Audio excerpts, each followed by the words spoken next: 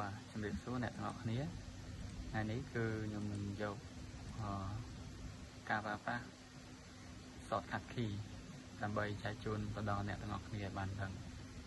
shortcut key ហ្នឹងគឺយើងប្រើលើ control អីហ្នឹង control បូកជាមួយនឹងក្រុមពួកអង់គ្លេសលេខអញ្ចឹងខ្ញុំយក control A អញ្ចឹង control A ហ្នឹងគឺ select all គឺយើងហៅភាសាខ្មែរថា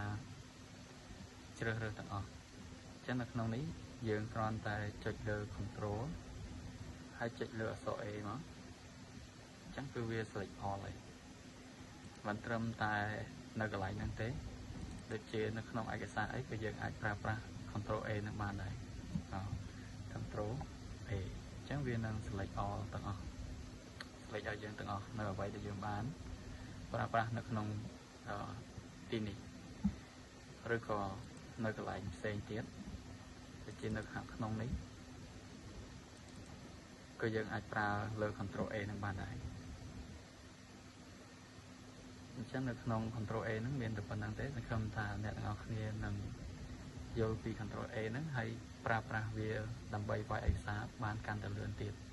អញ្ចឹងនៅក្នុងវីដេអូនេះប៉ុណ្្នឹងហើយបាយបាយជួបគ្នានៅវីដេអូក្រោយ